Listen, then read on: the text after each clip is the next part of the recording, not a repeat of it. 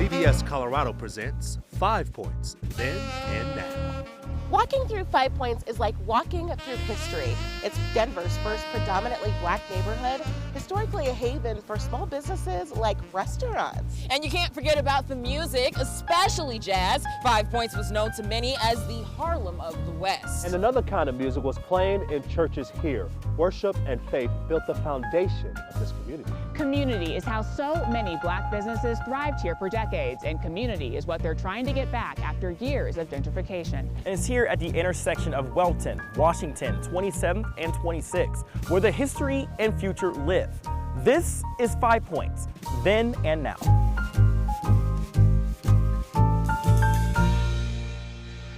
Five Points got its name in 1881, when the streetcar stop at the intersection couldn't fit all the street names. Instead of putting the name of all the streets on the marquee, when they got to this corner, they just put the name 5 Points, and the name stuck. Terry Gentry is from 5 Points and gives walking tours. Every step, a look back. That's a mural of Dr. Justina Ford on the U.S. Bank building. More families moved into 5 Points in the late 1800s when railroad jobs opened up. But as 5 Points grew, so did its problems. It's always been a challenge for our families with places to live and places to raise their families. Redlining would allow banks to deny loans for homes and businesses, mostly in neighborhoods with people of color. Without outside resources, they had to look to each other. Charles Cousins did that. He began building and buying property in 5 Points, and in 1924, he built Alta Cousins Terrace, low-rent housing named after his wife Alta. He continued to buy small buildings and create businesses in the neighborhood. After graduating from Manual High School, his son Charlie would continue that legacy, opening up a car wash, the 715 bar, and more housing. The business owners in this area worked very hard to create what they had and to build what they had. Dr. Clarence Holmes started a dental practice out of his home in the 1920s, along with a real estate agency, employment bureau, and the Mechanics Labor Union. Even being well respected in 5 Points, the KKK still targeted him and others.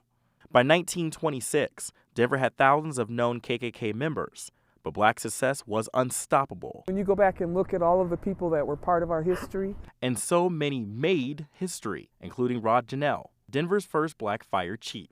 During segregation, Fire Station Number 3, known as Pride of the Points, was the only fire station in Denver to hire black firefighters. Hard work and a lot of prayers got me through. Like so many before him, he had to overcome adversity and resistance, but he had the support of his community.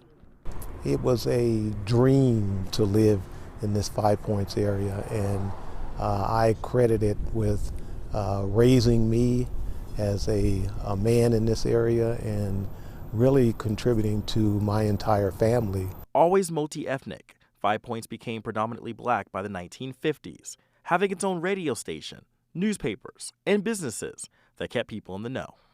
You know, the barber shops and the beauty shops were a great place to go in and socialize, and it was kind of the social media back in the day. Today, you can see the changes in 5 Points, but the commitment to keep its culture and memories alive for generations is still strong. When you know all of this and you know this incredible rich history that you come from, you stand taller and you go out and you make your life better. Black churches have historically served as more than places of worship. They have been home to social events, movements, and for places like Zion Baptist Church, they have been a refuge for the soul. We got some of the greatest, most melodious voices on this side of heaven in that choir.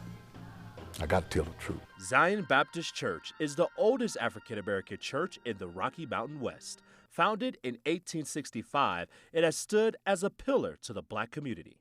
Zion Baptist Church was instrumental in the establishment of the religious arena when it comes to African American churches. Zion has been home of many firsts. Justina Ford was the first black female doctor in Denver, and also she was the first lady at the church. The first school for black children began at Zion, and the first meeting for the NAACP Denver chapter happened right here in the sanctuary. Other black leaders and political figures made stops at Zion as well. Jesse Jackson, Dr. Martin Luther King Jr., all have preached from this pulpit. Zion's first church was a one-room building on Holiday Street in 1877, or what is now Arapahoe Street. Back in 2014, we spoke with Sister Annette Groves, who has a deep connection to the former building and the one that stands today on East 24th Avenue. My mother walked from that little building that you're talking about with her mother to this present site when she was a child. In 1941, Reverend Dr. Wendell T. Liggins took to the pulpit and held the role for 50 years. Then Reverend Frank Martin Davis took over and has been serving the church ever since 1993. I know that I'm not worthy to stand. I'm humbled by the fact that I'm pastor of Zion. It is not known what the next chapter holds for Zion Baptist Church, but one thing's for sure, it will remain as the friendly church in the heart of 5 Points. We're going to demonstrate the love of Jesus Christ. And we're going to welcome you. Duke Ellington, Billie Holiday, and Ray Charles. Just a few legendary musicians who frequently performed in Denver. How 5 Points became the unlikely center for jazz music when 5 Points Then and Now continues.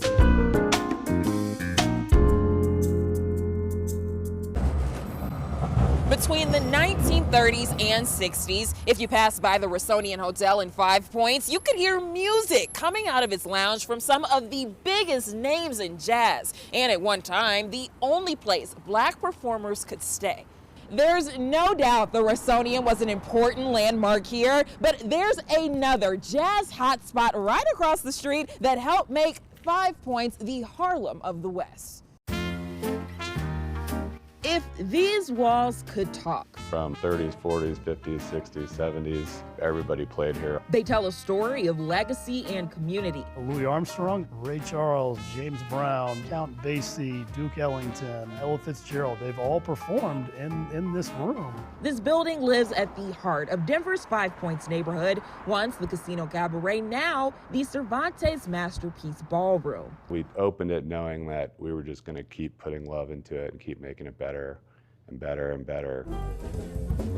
For decades, it has captured the heart of thousands who've entered it, including one of Denver's very own. It being an only child, my piano became my sibling. Pernell Steen was born in 1941, with his earliest memories being music. I was practicing 2 to 3 hours a day at the age of 5. He credits his love for classical music to his cousin, Charles Burrell, a staple in Denver's jazz scene. Charles started with classical music himself.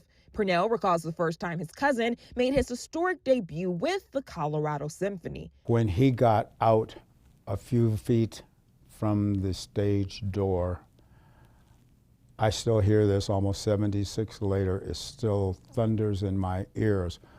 Oh my God, they hired a what is next? I was tortured. I didn't know what he had done wrong. Soon after, Pernell started learning how to play the violin and mastered it in just 6 months. I got accepted to Juilliard in 1959 until they saw my picture. And they said, oh, we're full right now. We will call you when we have an opening. 66 years later, I haven't had the call. Instead, Pernell received a different calling, to continue to perfect his musical genius in a spirited community he loved so much. 5 Points was really our commercial entertainment district. Yes, that was ours. We were proud of it. Pride that attracted jazz musicians traveling from Kansas City to California. After more and more stopped in Denver to play, 5 Points became known as the Harlem of the West. When they got here, they found this wonderful community of music-starved Negroes, there were clubs, there was a vibrance of this area called 5 Points. Clubs like the Rossonian, Sonny's Lounge, and Rice's Tap Room and Oven were popular.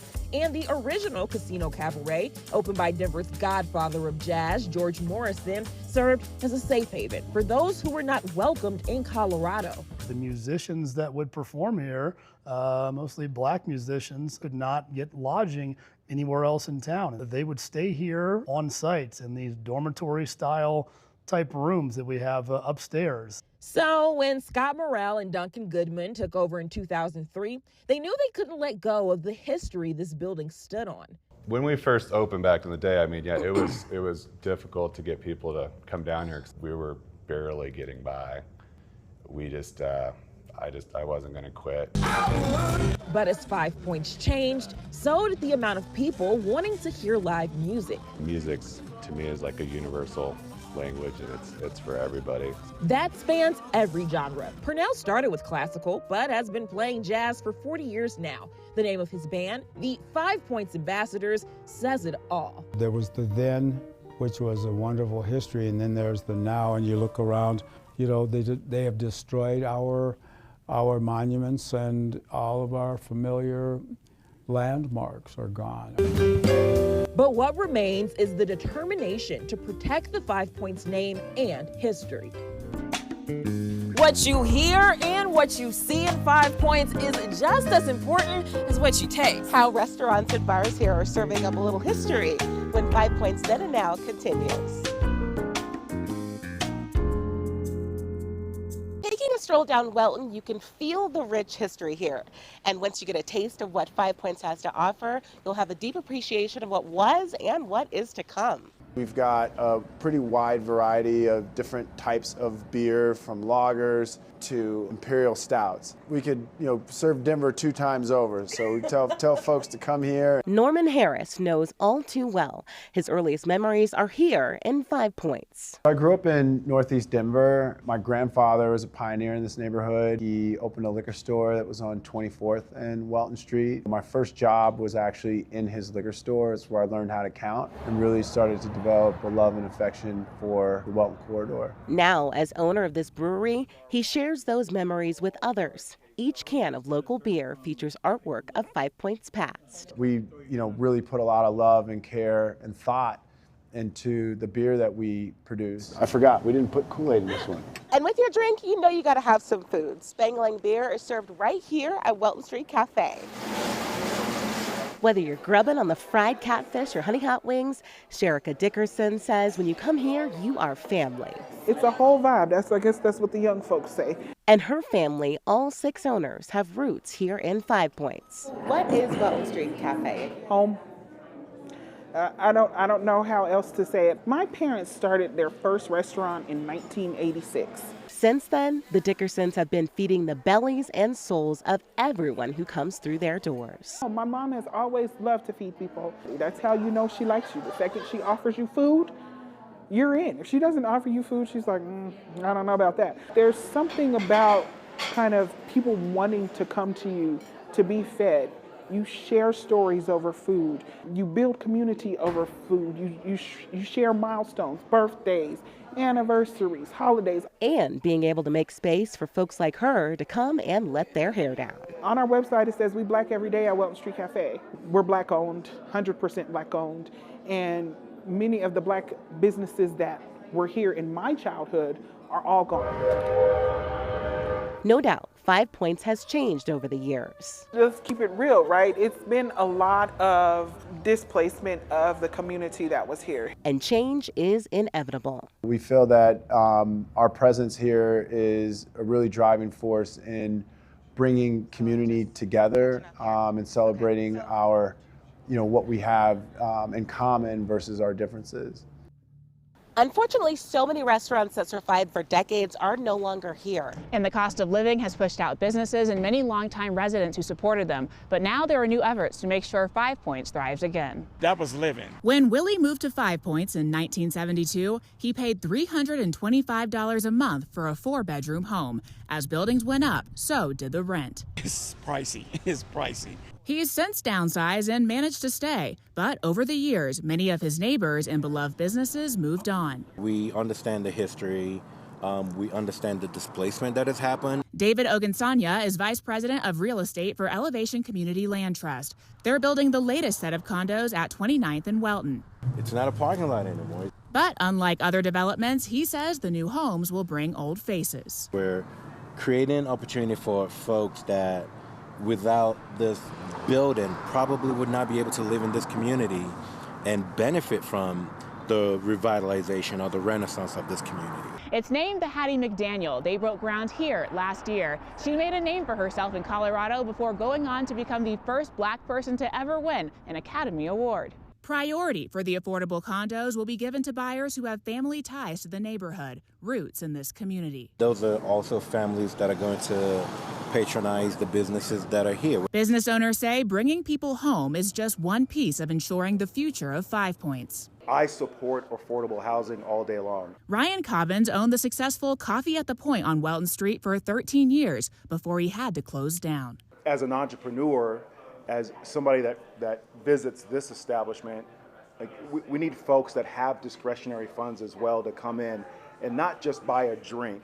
There's been some funding. Last year, a statewide program provided grants to 5 Point Staples. He knows there's potential here, but he can't deny the roller coaster of economic challenges this neighborhood has seen. There's no coffee in this. He stood beside natives like Norman Harris and Fatima Dickerson as they rallied to keep cash and culture in this community. But Cobbins says someone big has to step in. The addition of the light rail was meant to be a significant development for this neighborhood. However, the transit meant to move Welton ended up putting some brakes on the progress.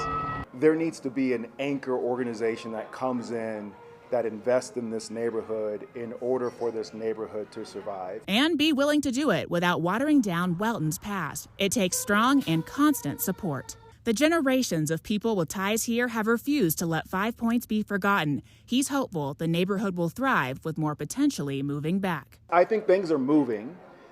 Things tend to move behind the scenes before you see them front and center.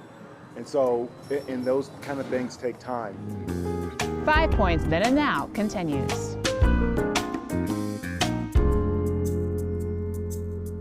5 Points history and legacy are everywhere you look, even on the walls and murals. And as we've seen, the culture and contributions live on in the people, who when faced with adversity banded together to lift each other up. In this mecca of historic significance, social justice, advocacy, and entertainment, we can celebrate and learn from our past while looking ahead to the future. Thank you for watching 5 Points Then and Now.